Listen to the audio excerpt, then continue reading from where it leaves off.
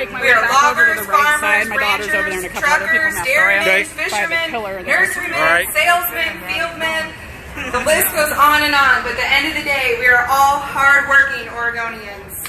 Showing up today means you are against this bill, and you are against legislation that targets rural Oregon. You are against unfair and badly partisan legislation.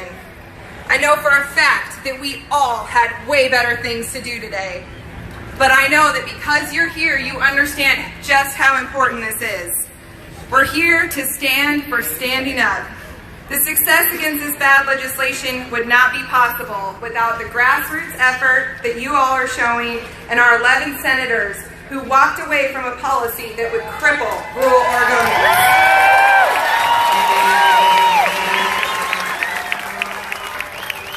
They stood up for us. They gave rural Oregonians and working families a voice in the cap and trade debate, and we truly thank them for their courage and their wherewithal. But while today looks like a win, we need to always keep fighting for rural Oregonians. Just making my way back over to where my kid is. Lisa and Who Crystal. would have felt the real impacts of House Bill 2020. At 9:30, House Representatives will also join us. Pretty sure I just walked in front of the main camera. 10 o'clock, 10:15-ish maybe, depending on how the program goes. We need all drivers of equipment for the convoy to go back to the fairgrounds, grab your equipment, because we are going So if you haven't seen a convoy yet, Capitol with equipment. It's going to be crazy. I want to ask that we be impactful today and we be respectful, that we leave this area cleaner than when we arrived.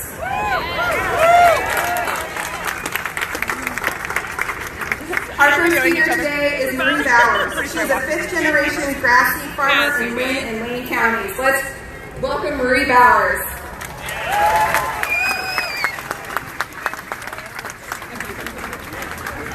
Wow, this is awesome. Thanks for being here, everyone. As Brenda said, I'm a fifth-generation farmer in Wayne and Wayne counties, and my family's been taking care of the land for over 100 years. And I'm very proud of that, and I'm sure many of you Oregonians out there can feel the same. I know it's a sacrifice to take the day off work, but we are making a difference. As of right now, we are being told that House Bill 2020, cap and trade, is dead. So they say, right? Personally, don't believe them. Until Siney died, it's not nice, dead. nice. And I think you all know that, or else you wouldn't be here today. Right. Thank you to everyone who's attended all 3 rallies. I wish I could have done the last 2. Thank you to Timberunity for keeping this momentum going.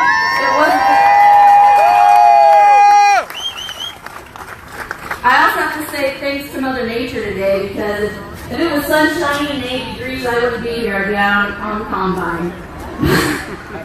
But Mother Nature knew the farmers needed to show up with his timber brothers and sisters. I first came to the Capitol in 2nd grade with my dad when he came to testify on a bill that would harm farming. It seems like all they do in this building is keep thinking of bills that would harm farming and forestry. They use the line, we just need to do this one thing to save the latest buzzword topic. But yet, that's not 100% truthful. The more Portland legislators get elected, the more they push anti-farming and anti-forestry agendas. I've started calling this place the Portland legislature. The Portland legislature has passed their bad ideas and agenda too far this session. I had enough, and clearly you all have as well. Thank goodness for the Oregon 11 who left the Senate without a quorum.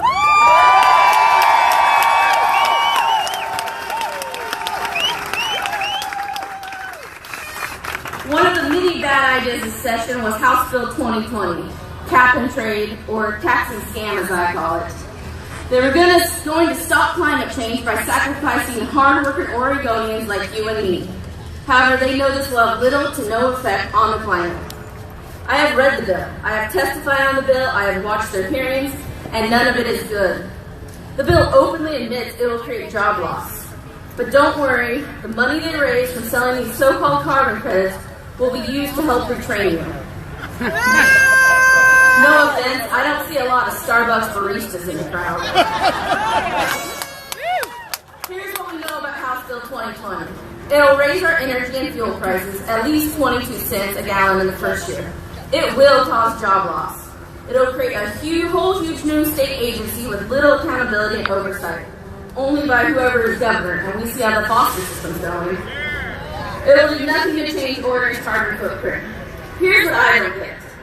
Those of us who make our living from the land are the best environmental stewards Oregon has got.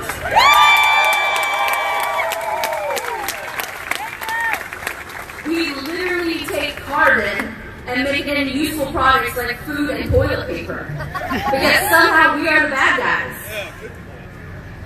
I would even argue those who work outside are more in touch with the climate than those trying to legislate the climate. Amen.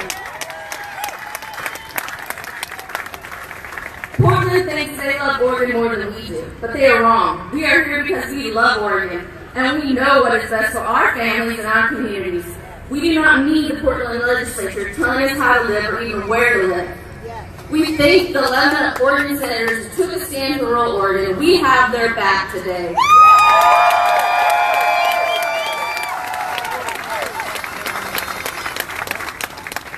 But here's the thing, they need our continued support through November 2020 because we all know their proponents are not going to quit pushing their Portland agenda. They will come back in February and try it all over again. Are we going to let that go? Are we going to continue to take a stand for rural Oregon and push back against the Portland legislature? I know what I'm going to do. I'm going to fight like hell and make sure we are not snuffed out. I'll be with you. Let's keep this momentum going.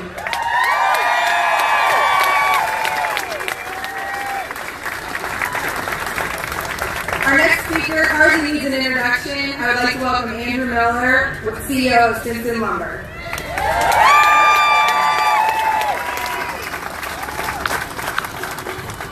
Well, thank you all for coming out today. I'm kind of a reluctant public speaker, so I'll do my best. First of all, just thanks to all of you for standing up for yourself, for your families, for your communities. Too infrequently, the people that work in the building behind us see you, hear from you. They mainly hear from lobbyists, and as our previous speaker said, they primarily hear from interest groups in the Portland area who are trying to create a very difficult life for rural Oregon with their urban-centric policies and legislation. So thank you for coming out to be heard. It's a wonderful country we live in that we can do this. Please be respectful of others. And as somebody said earlier, leave your campground cleaner than you found it. You know, I find that the whole cap and trade thing is really ironic.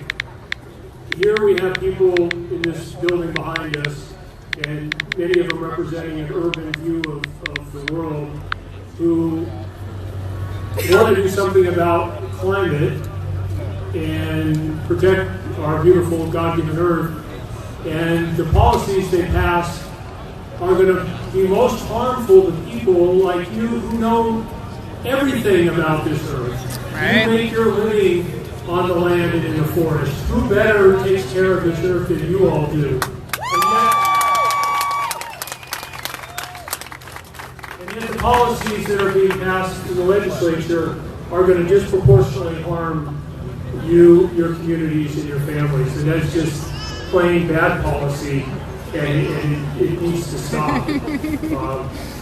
This legislation may be dead for the moment, but it's going to come back to life assuredly in 2020. So I really encourage you to be ready and to be willing to come back here again, because the people that are behind 2020 are committed to it, and you just need to be here and let them know that this is going to be harmful to you, and to your communities, and to your livelihoods, and it's simply bad policy. I think it's ironic that the authors of this bill and many of the proponents of this bill publicly acknowledge it will have no impact on our climate, yet it's going to impose huge costs on rural Oregon. That's just simply bad policy.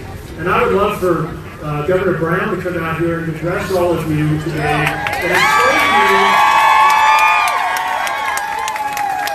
how this policy is going to benefit you and is going to benefit the global climate, because it's not, and they admit it's not. that they're intent on jamming this through and getting their way, and we're in rural Oregon going to pay the price. And that's just poor leadership. It's a failure of leadership, and it's bad policy.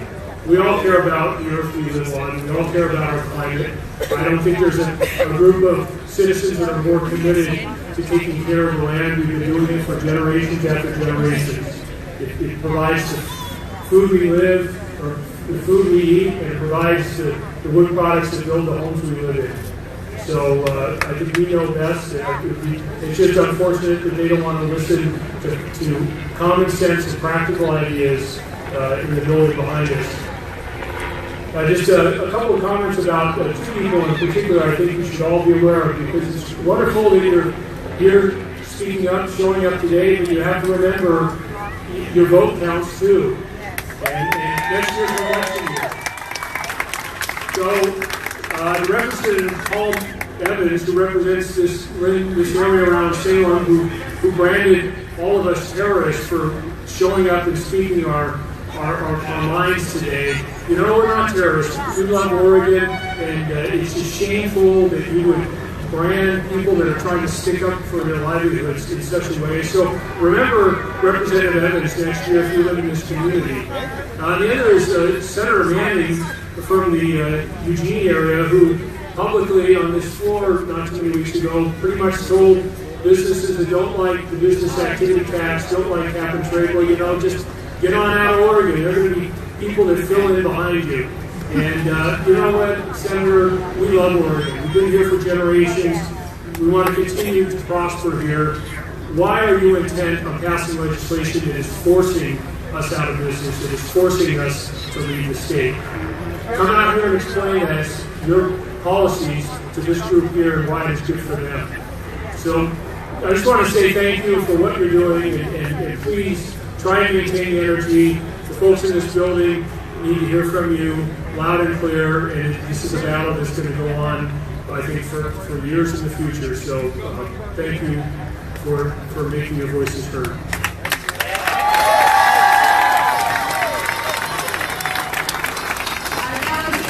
House Republican Leader, Representative Carl Boshart.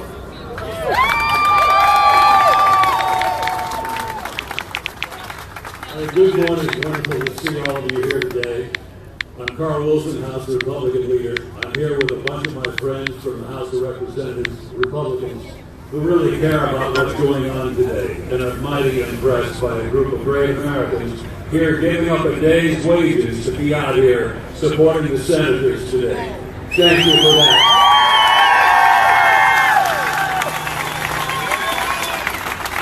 I'm not going to take much of your time here, but just let me say this. I got involved in politics very late in life. I just wasn't really interested in that. I'm a radio guy by trade. I did the morning show. You know, the guy that you wake up to in the morning? That was me for years, 30 years. That's what I do. And that's the way I've always seen myself. Just a working guy, waking people up, trying to make a living. The reason I mention that is because that's probably the same creed that you live by too. And that is, you're getting up early, you're working hard, you're staying out there late, all kinds of weather. You're doing it for your family, you're doing it for your community, God and country. Well, let me tell you, that's not enough anymore. It doesn't work that way. There are people that have a greatly different vision about how Oregon should look. It differs greatly from how you think it should look. Their vision is going to take away your jobs. It already has, and it will. I'm from Spotted Owl Country, Josephine County, Grand Pass. I know the way it works down there, and I know what we've gone through ever since the Spotted Owl thing, and we don't ever want to go back there again, do we? Never. That's why 2020 had to be stopped, and I thank our senators for doing this. You know, we fought this, both chambers fought this in different ways. It became very obvious in the way that we were fighting it as House Republicans that when we asked that this bill be amended greatly, the Democrats, 13-8 in Ways and Means, said no. It became obvious that they were not serious about real change on this. As a result, our senators took a look at that, and you know what they did. So Fight for that lifestyle, fight for the family, fight for your jobs. Bills like 2020 have your jobs right in the crosshairs. You've learned how to resist. I trust you'll continue with that as we go forward. Thank you very much. I want to hand it off to one of my colleagues, David Brock Smith, Port Orford, Republican House member. He knows all about 2020. He is Vice Chair of the Carbon Committee. David Brock Smith, please.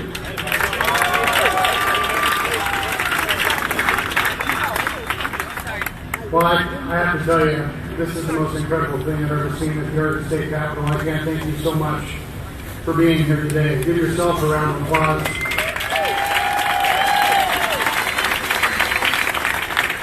You know, I pulled into the Capitol garage this morning, and I took a picture because it was quite empty. Because when rural Oregon comes to the state capitol, the Democrats decided to take a day off today.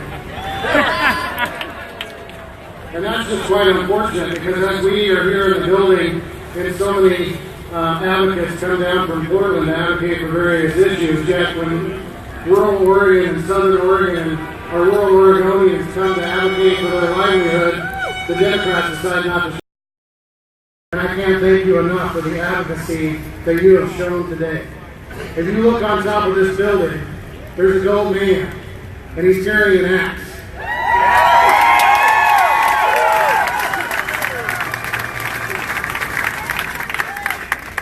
Rural Oregon built this state. Rural Oregon continues to supply the needed materials for the urban areas to survive and grow. And they need to be reminded from time to time. And like I said today, this is the most stunning thing I've ever seen, and you're reminding them right now. Thank you so much for being here.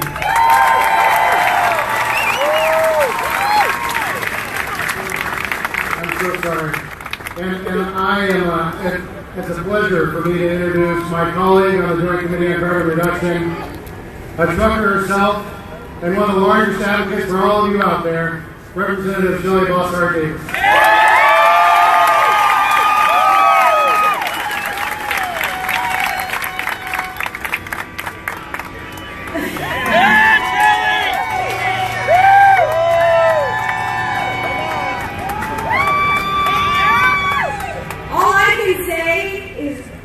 Wow. Holy cow.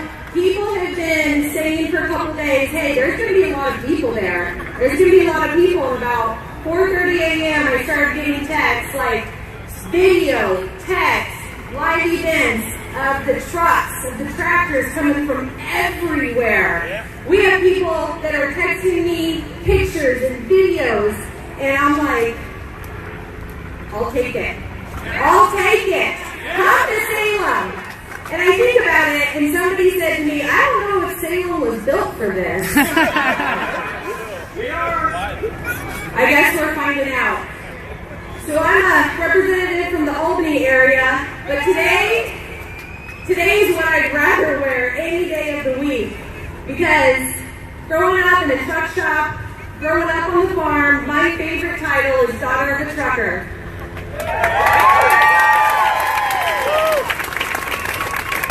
And I have a couple of sayings, and one's right on that truck. If you bought it, a truck brought it. Yeah. For you guys to show up, and we talk about the rural-urban divide, but I also want to say the stuff that's happening in this building, it's harmful for all Oregonians. Whether you live in Vernonia, or Klamath Falls, or Gresham, this stuff that we're passing is bad for every Oregonian. And so when people are listening, if they're listening on the news or Facebook Live, everybody needs to pay attention. Whether you're wearing boots or whether you're wearing heels, you need to stand up and pay attention to what's going on in Salem. Because we need to continue to make Oregon affordable so that we can continue to live here.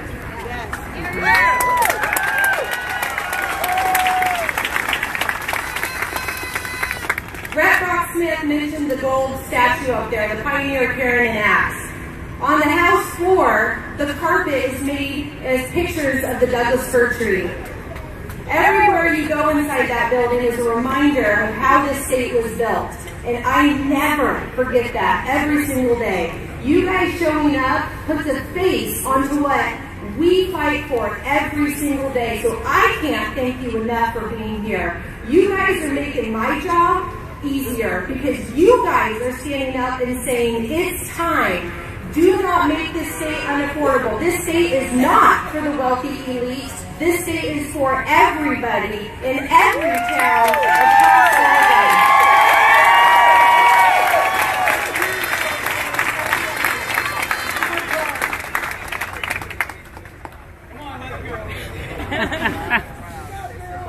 You know, I personally would love to have a beer in some saloon in some small town with any of y'all. Thank you guys.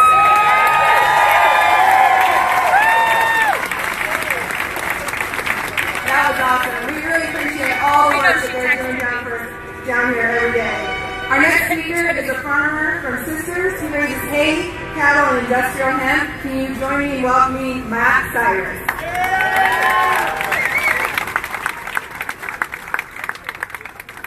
I'm not sure how to follow up with what we just did, but wow, it's all I can say is it's incredible to see so many people out here. Certainly, as she said, my name is Matt Cyrus. I'm president of the Deschutes County Farm Bureau as well as the Oregon Family Farm Association. And we'd like to express our appreciation to Timberunity and those folks for putting this stuff together. And everybody that shows up today, it shows what happens when we wake up rural Oregon and what we can do. You know, it's amazing. It's amazing turnout. All the equipment, the tractors. I've got a lowboy and a dozer I thought about bringing today, but I wasn't sure where I was going to park it. But it's absolutely amazing. And if we can keep this momentum going, you know, it's interesting. It's the fact that it's House Bill 2020. 2020 is the year that we can take back this state.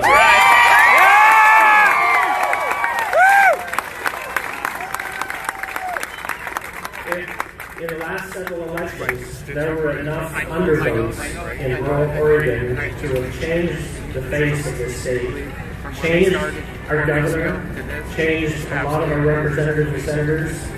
If rural Oregon just gets out and votes, we can make a difference.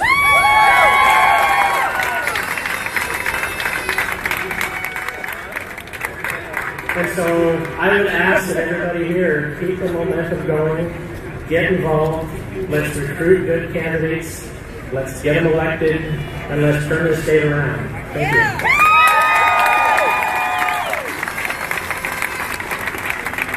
Thank you, Matt. All right, our next speaker is a former Army National Guard specialist, Alek Skarlatos. He helped stop a terrorist attack in 2015 in Paris, so you may have heard his name around. But he is now an advocate for the timber industry. Help me in welcoming Alek.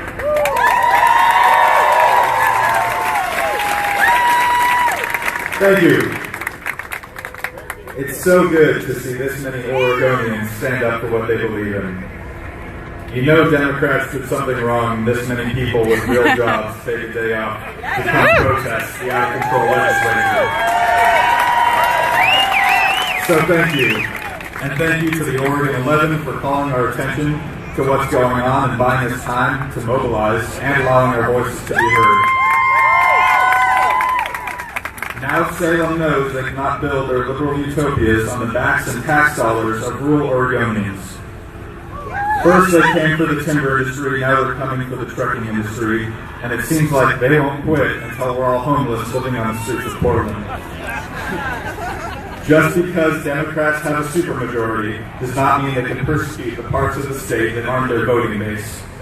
I believe we should use this amazing rally to remind them that we won't stand for it anymore, and that this is a turning point for Oregon politics.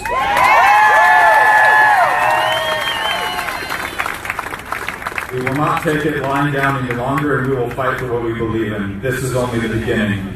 We will follow through on our words. We will stand up and be heard when our state senators tell us that Salem is up to no good. And we will elect politicians with common sense. Next time it won't be the Oregon 11, it'll be the Oregon 12, 13, 16, with all of us behind them. Today, Oregon gets her voice back. Thank you.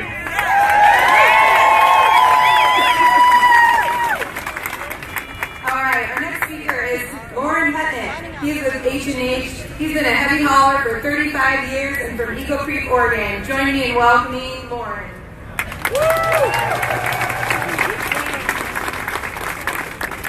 Well, we got a beautiful day. I mean, isn't this the way Oregon does it?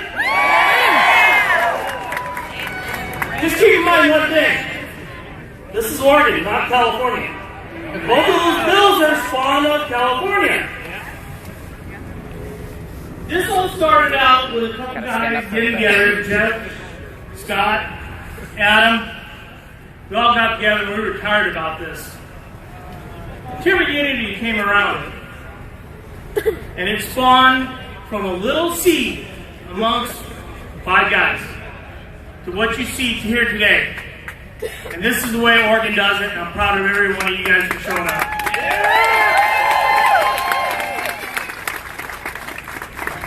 As for that, Timberunity has grown, and has grown so big.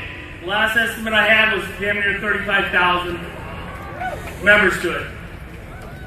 And I can tell you right now, there's more going on than what you guys see. But us, the timber industry, vocational, I mean, the trucks that I've seen here, I've seen them come from all the way across. We're watching them now. And they're on notice.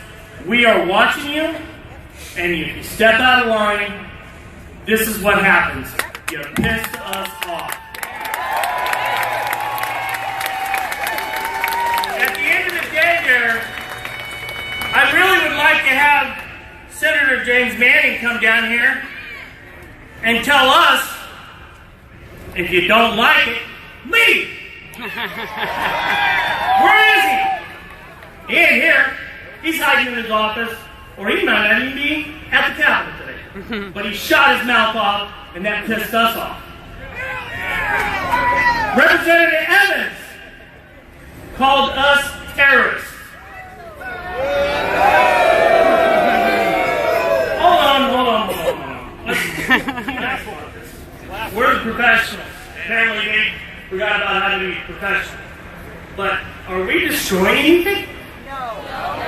Are we tearing anything up? No. Again, how are we terrorists? We are the stewards of the land. We are the ones that make a living from the land and replant the land. They don't understand that. And then there's our favorite. Senate President Peter Courtney. In a rally that we had down here, a lot of us stood here on this upper podium, and Senator Peter Courtney stand down there and said, "Hey, you don't like it? You guys are going to have to sell your property, move into the city, get jobs in the city because this is coming." Wow. Is that really right for him to tell us? Because that just told us that he was going to cram this down our throats. And is that the way Oregon works? Okay, I believe you. At the end of the day, Timberunity is going to start watching these people. And we are done with this. And this is why the 11, and I have been in contact, and I promised them one thing. I promised Senator Herman Sugar, as much as I beat that one up, that if we had to come back here and we were pissed off enough, I would fill the rotunda room, both sides of that staircases and the balcony and the bottom floor. Well, at this point in time, I think we can do it. So let's stand fast allow those guys to do our job that we sent them there for. And I know for a fact every one of them is tickled pink that you guys are supporting them. Thank you.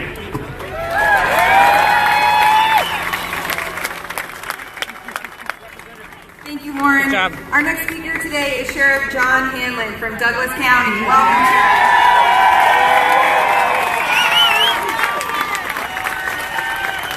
Good morning, everyone. My name is John Hanlin. I'm the Sheriff of Douglas County. I've been the Sheriff of Douglas County for 11 years and with the Sheriff's Office for over 30 years this November. I was asked to come speak today on behalf of Senator Dallas Hurd. He called me a couple of days ago. Dallas told me for some reason he couldn't make it here today. And he asked if I would come and share some words on his behalf. I'm still waiting for his words, so the ones I'm about to share are my own words, and I apologize in advance for that. I am a third-generation Oregonian from Douglas County. My great-grandparents were farmers, my grandparents were farmers and ranchers, and my father was a forester. I was raised around the timber industry. I am here today because I support the lockout that 11 of our Republican senators have been forced to do in a last-ditch effort to save the livelihood of rural Oregonians.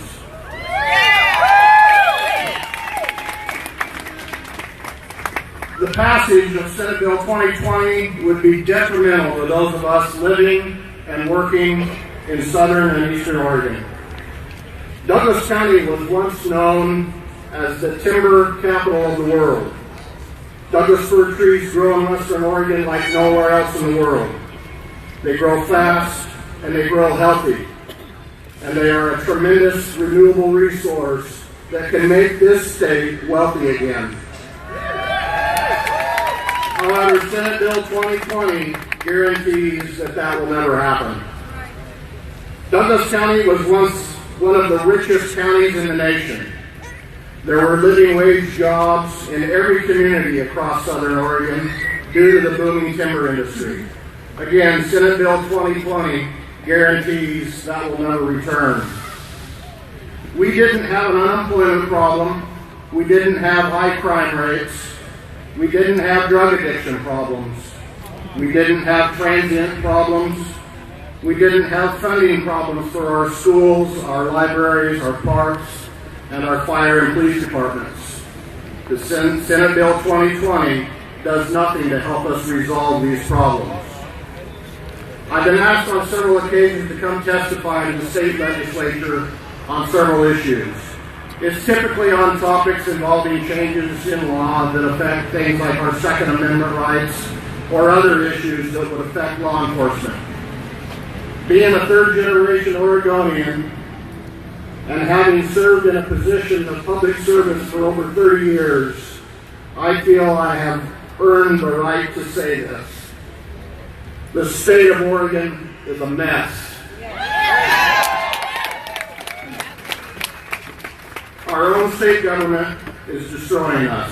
The state legislature has introduced bills that have infringed on our Second Amendment rights, introduced bills to legalize marijuana and decriminalize dangerous street drugs.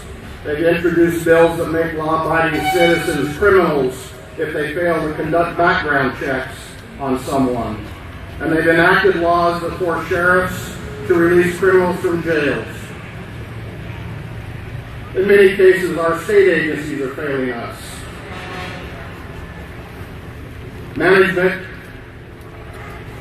The failure of management of these state agencies is all around us. The management of our state forests, the management of our Department of Human Services, the management of our Department of Fish and Wildlife, and the list goes on and on. This state was built on the timber industry, the fishing industry, farming, ranching, construction, and numerous other blue-collar industries and corporations, not on coffee baristas and marijuana dispensaries.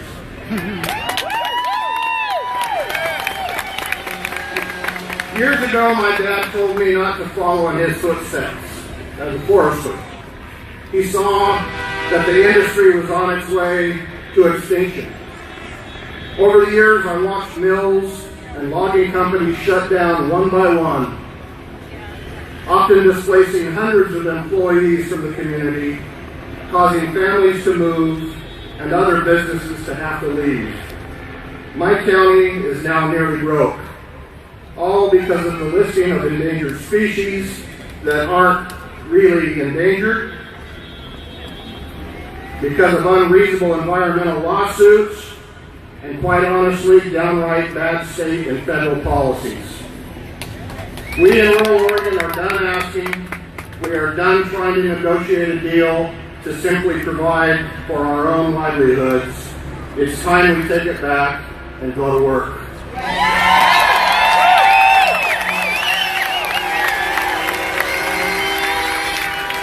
It's now my privilege and honor to introduce to you Douglas County Commissioner Chris Boyce.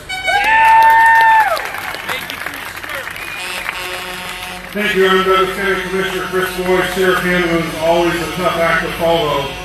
So what he mentioned, though, is true. It's my job as a county commissioner to prioritize the dollars that we have that give him the ability to do his job. And since 2012 in Douglas County, we've been spending down reserves. Some of the neighboring counties in our neighborhood are already spent down the reserves. The reserves are empty. And quite simply, rural Oregon just cannot afford to take another blow to our economy that this bill would deliver. I got up this morning at 4 o'clock to make sure that I was on a log truck to ride north at 4:30. And what I realized is that the guys that I was riding with got to sleep in this morning. Yep. So you guys are the hard-working workers of rural Oregon that get up long before 4 in the morning typically in order to go about your day and make sure that these folks that are trying to shove this bill down our throat have what they need. And I can't tell you enough how thankful I am for you to be here. I imagined that it would be this big. I think it's bigger than I imagined. I know there's still people coming in.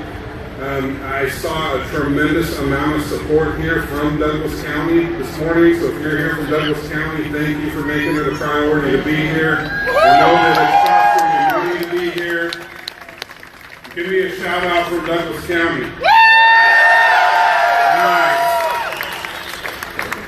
So thanks again, everyone. Keep this up. I want you all to raise a hard hat to the Oregon 11. For those folks who say that they're not doing their jobs, they're doing exactly what I need them to do right now and what you need them to do. Thank you very much. Thank you so much. Our next speaker is going to be Mike Pihl, a logger from Vernonia that I'm sure you heard a lot about in recent days.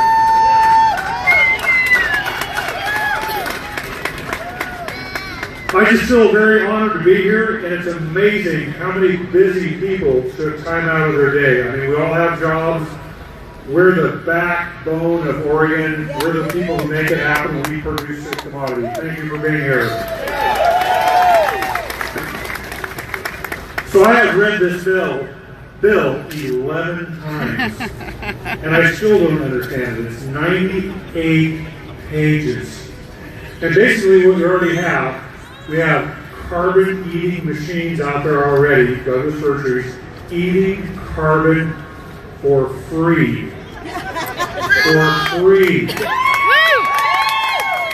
And they're being logged, they're being managed, and basically we just closed the forest off to us. And they're worried about carbon. It'll be a repeat of the federal forest. They'll be shut down. I give it 4 or 5 years. They'll put the roads to bed. They'll be on fire. There'll be nobody to put the fires out. Anyway, they really don't want to put the fires out anyhow. And then they talk about, like the federal forest, well, it's going to cost us this much per acre to make it fire safe and thin. So we're thinking of patch right now, the landowner is receiving about $4,200 an acre for us to make it fire safe. Nobody else except for the government would pay to have a thinning job done. So why on earth did they even bring this bill up? Yes, is there an issue going on with climate change? Does it need to be addressed? Yes, this is not the right way. Maybe they should introduce a House bill that says, quit buying quite so much from China.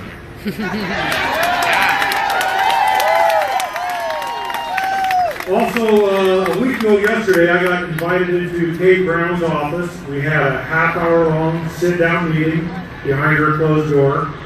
You never want to get anybody on the defensive, so I just started talking, like probably everybody else did here. I started picking strawberries at 6 years old, when you still do that legally. Started hauling hay, worked at dairy farms. When I was 15, I paid cash for my own tractor. By the time I graduated from high school, I had all my implements. I had my own combine. I was president of Future Farmers of America. And that's the same story of almost everybody here. So she sat and listened. Whether I got anywhere, I really don't know. But we shook hands when we were done.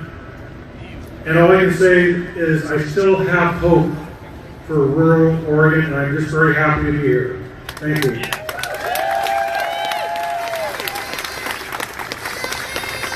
Thank you so much, Mike. Our last speaker today is Tiffany Harper. She is a 5th-generation timber owner and hazelnut farmer from Junction City, and she's also the Lane County Farm Bureau president. Welcome, Tiffany.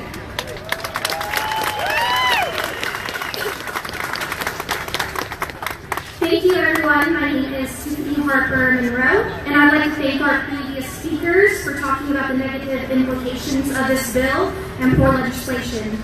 But I'm going to conclude with just how important you are and how important the value systems are that we stand upon. From the book of Genesis, God created humans in His image and called them to take care of all that He created. Now, whether you are a person of faith or perhaps lack thereof, there is an undeniable obligation and noble calling of humanity to protect and preserve beautiful landscapes and promote economic viability for our communities that is supported by the foundation of land and natural resources stewardship. As I look around the Capitol steps, I see fathers, mothers, sisters, and brothers who have dedicated their lives and perhaps generations of lives to the most noble of causes, to steward our natural world through farming, ranching, and forestry. I too have dedicated my life to these efforts. I come from 2 farming families. My mother's family farms in Kenya, Africa, and my father's family in Junction City also farms, which I am a part of the 5th generation and 4th generation woodland manager. My husband, who is working right now because it's not raining in Junction City, and I are expecting a baby boy, the 6th generation of our family farm.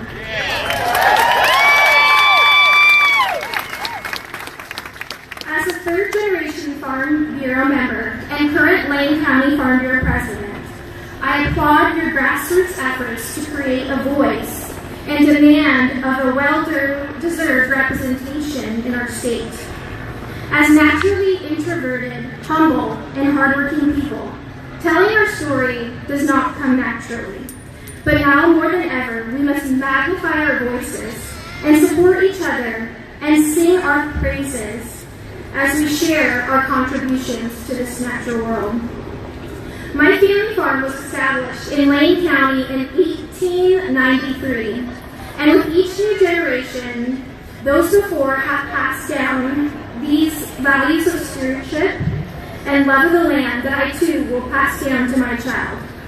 With the advancement of knowledge and land management techniques, we continue to evolve and adjust our management practices to sustain small family business, provide jobs in our community, and decrease our ecological footprint on the planet. We happily comply with hundreds of state and federal regulations, which you all know very well, receive certifications, practice soil, water, and natural resources conservation, and that is just the beginning. As land managers, we are observant of patterns in our fields. Our chemists, mechanics, meteorologists, and scientists, and we all rely on sound research from industry and land-grant institutions like Oregon State University to ensure that Oregon remains sustainable and economically viable. My grandfather said, "Our legacy and way of life is not done for ourselves. We must manage the land and the planet for the future, even though we will never see the benefits.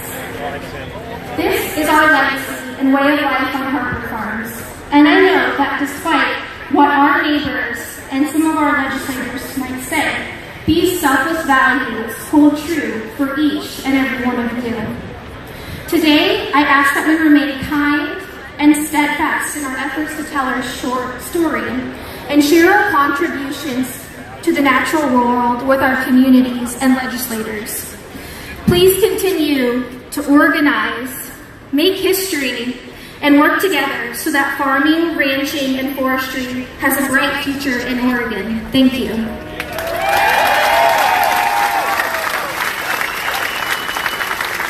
Thank you again to everybody who's here today. We really appreciate it. This effort could not have been done without you guys.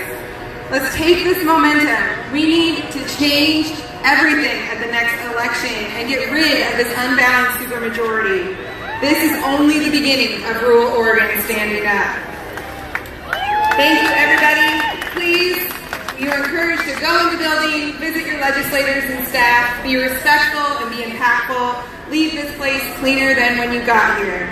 Drivers of the convoy vehicles can please go take buses back to the fairgrounds, hang out. There's free sack lunches and pop and water under the green flags. There is food donations under the Oregon tent up there, and back here on the stairs is where you can sign all the petitions. I have a message from Alek.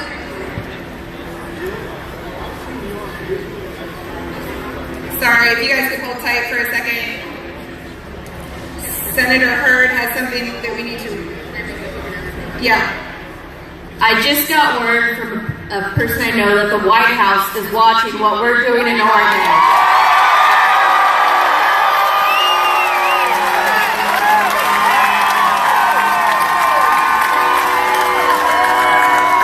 I don't know if you guys heard that, but it's, they said they just got word that the White House is watching what we're doing here in Oregon. Facebook.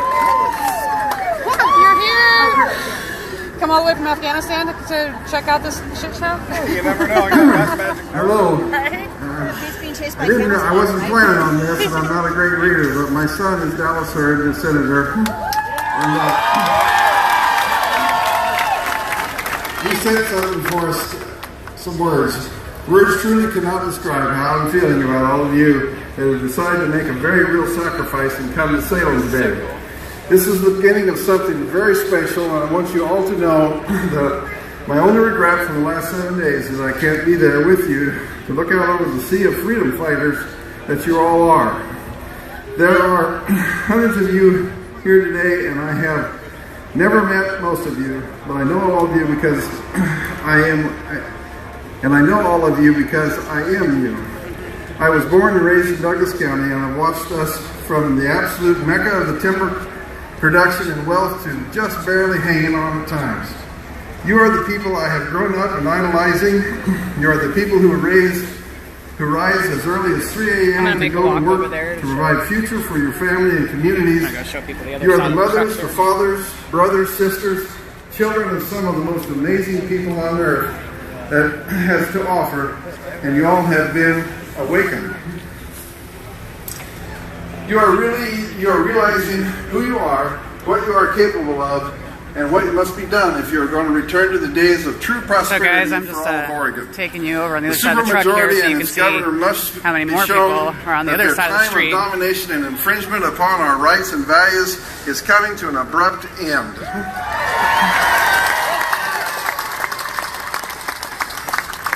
This is not a Republican or a Democratic problem. It's a human problem. We as humans are inherently flawed when it comes to having too much power for too long. We need to fight for sweeping correction in the balance of influence in our state government. There can be no true peace when an overbearing majority is allowed to inflict its will with such unchecked rage over a minority of people it has sought to oppress. We must rise up as a community of working class Oregonians and make our voices heard every single election from today until our final breath. I want you to look around for a moment and drink in what is before you. Every great building, Every great interstate, every person standing next to you was born and built by the greatest generation. We owe them a debt for our freedoms and our prosperity. We owe them our very best. We owe them the reassurance, whether they are looking down from heaven or standing side by side with you today, that we will stand and defend our freedom no matter what is demanded of us to accomplish what is the most noble of tasks. I would ask you to take a moment, this feeling, and never let it leave you, because if you can't do that, we will win. If you can do that, we will win. My father heard the great Detroit Prefontaine sometimes once that inspires me in every So guys, I just want to, I hope you can still hear him, but I kind of wanted to get over here and show you how many more people are on this side too of the road.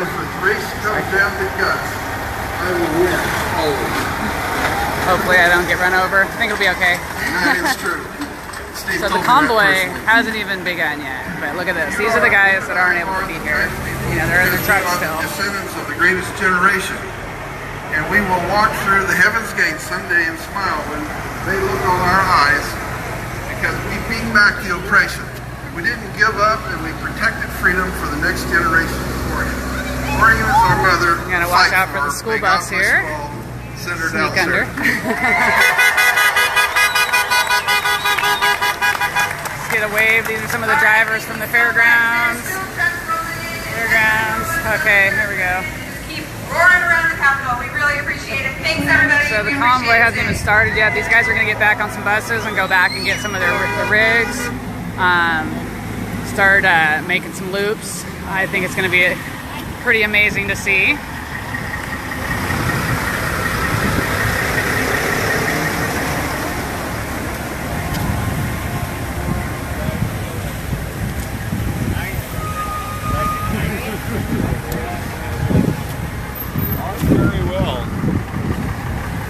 Nice, beautiful guys. This is awesome.